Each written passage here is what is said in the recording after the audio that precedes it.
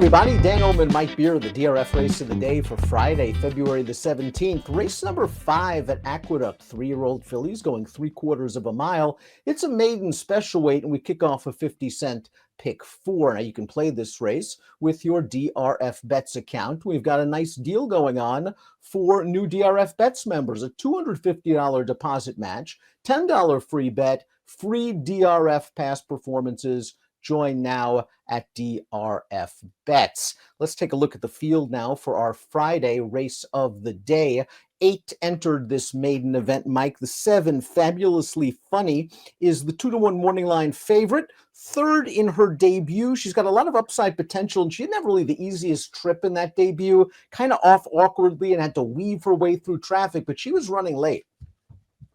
Yeah, I think David Aragona got the right morning line favorite in this race, Dan. Fabulously Funny actually took money in the debut anyway, ran a lot better than it may appear on paper in that race, and just has way more upside than her main rival in this race. Barring a quick first-time starter, both the 3 and the 4 are debut runners. I agree with Timeform US's take on the pace. Cue the Timeform US pace projector. The 6, Valentina, showed good speed in her career debut. She got a little bit tired at the end of that wet track race, and she's likely to go to the front again. Yeah, I can see her showing speed in this race. Outside of that, I guess we'll see how it plays out. As you mentioned, there are a couple of first-time starters that you have to be concerned about in that regard. I also feel like Dan, the 7, Fabulously Funny, is not going to be last early in this race. Had a little trouble at the start last time before her rider just raided her to the back. I doubt they ride her that way in this race. I also won't be surprised, Mike, if the number 1 Wonder Girl shows a little bit more speed this time out. I have a lot of respect for trainer Bob Klasaris. This is a second-time starter adding Lasix, and maybe she didn't have the greatest trip in her debut. It looked like she was running on at the end, evenly passing some tired horses. I can see a little improvement here. Yeah, I could see that too. I wonder how much improvement we're going to get, Dan, because at the end of the day, this horse took 0 money in that debut. And actually, I didn't think did that much running. She was sort of wide and off the pace for most of that trip. You see the short comment says bumped hard 3/8. I mean, I guess that's true. I didn't think that was something that really cost her all that much. She ran on a little bit at the end, but had no chance with a blowout winner that day and just was never a real factor. Can she improve? Yes, she has to improve by a lot. The number 2 is Risk Free. Now, she's hit the board in 5 of 8 starts, but the fact that she's an 8-time starter means that she might have less upside than some of the other experienced runners in this race. She's coming into this race off a runner-up effort behind a runaway winner, and she didn't get as close to the pace as usual. The break wasn't great for her. She can get closer. Yeah, she can. It'll be interesting to see what they decide to do, Dan. I kind of feel like, and I realize it was, circumstance that led to her being off the pace last time.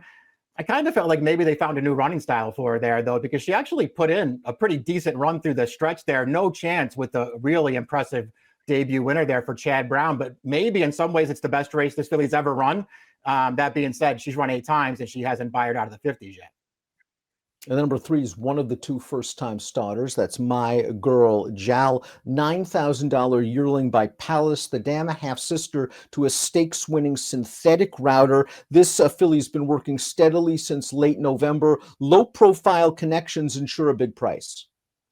Yeah, just almost feels like it has to be a big price here. I thought, pretty hard to find anything to really latch onto, Dan. There's not a ton of pedigree here for lower-profile connections. Maybe she'll have some speed. The 4 Swanson Lake has a little bit more pedigree, shipping up from Churchill Downs for trainer Michael McCarthy. This is a $170,000 yearling purchase by Constitution. It does very well with first-time starters. The dam's a half-sister to a stakes-place dirt sprinter. The second dam was a grade 2 place dirt router. You go deep in this family, there's a lot of turf and distance ability. Yeah, I think the one thing that maybe concerned me about her in this race, and I think she's by far the most interesting first-time starter in the race, is just that there's a lot of distance in this pedigree. So we'll see if ultimately this filly wants to stretch out. But the works look pretty good. This horse is well-bred for a trainer who's really good and actually has good numbers with first-time starters like this. So there's plenty to latch onto with this horse, I think. The number 5 is Tap It Up. Now, Tap It Up needed to drop into a maiden claiming race to earn her first top 3 finish. It's this performance, a $30,000 maiden seller over a sloppy track back on November the 27th. And Tap It Up caught a quick pace in this race, got up for second. The problem is, this race is in November against weaker competition. She then was listed as a vet scratch on January the 12th, and it's taken over a month to get her back into the entries. Yeah, right. All those things make it hard to really get behind her here. She certainly did improve in this race, though. She will win the duel for second without ever threatening the winner. And it's a much cheaper race over a sloppy track. Then they're going to move her back up. I guess she deserves the shot at that. And it's not like this is a super strong field. I still think it's pretty tough. Like the number 1 Wonder Girl, the number 6 Valentina took virtually no money for her career debut, despite going out for a very solid trainer in Rudy Rodriguez. Dismissed at 36-1. She showed good speed. She steadily tired. I kind of agree with you, Mike. I think there are going to be some other horses in here up on the pace. Valentina might not get an easy lead, but she might not be stuck in a speed duel like last time. Yeah, exactly. I kind of feel like the same way about her, Dad. I can't say that I love her in here, but she all in all ran fine in her debut. She did take a lot of pressure on the lead in that race and just got tired through the stretch. But it wasn't, a terrible performance. Now she moves towards the outside again, and maybe she just pulls, a little bit more of a comfortable trip. It's not like she's got to improve a ton. Conversely, Fabulously Funny did take money for her debut. She was bet down in a field of 9 to about 9-2 for an excellent trainer in Tony Dutrow. The break wasn't there. I like the moxie she showed in the stretch, weaving in and among horses. She has a tremendous amount of upside potential. I agree with you. I just think she's going to break a lot better. And this outside position allows her to settle into a good spot, good comfortable spot, tracking while clear of traffic.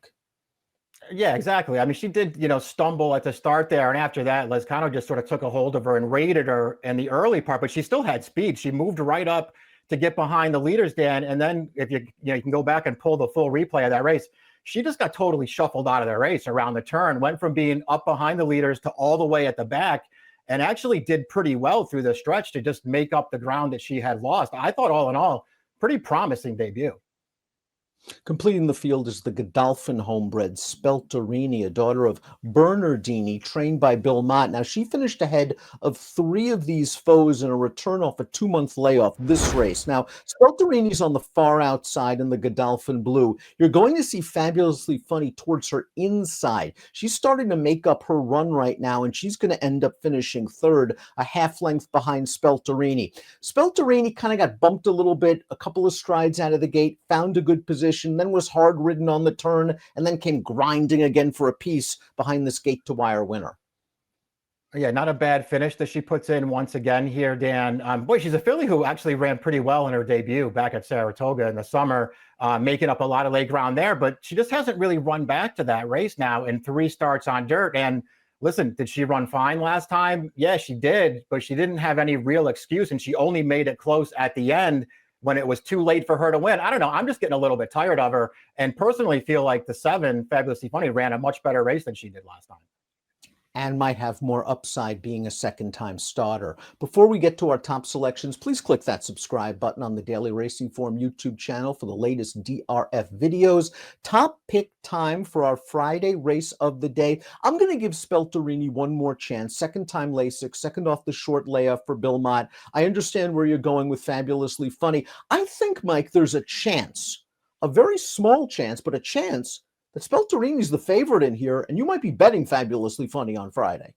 I think that's possible too. We'll see what they decide to do. I much prefer the 7 to the 8 out of that race, Dan. I considered putting the 4 Swanson Lake on top, the first-time starter. That horse is interesting to me, but I'm going to stick with the experienced horse. Mike's going to go 7, 4, 8, and 6. I'm going to go with Spelterini. I'm going to try to get risk-free maybe into this number. I think you're onto something, Mike, that maybe they found something with her saving her speed to the end because she was tiring when she was up close in her earlier races. Friday's DRF race of the day, the 5th at Aqueduct. Nice maiden special for 3-year-old fillies. Good luck.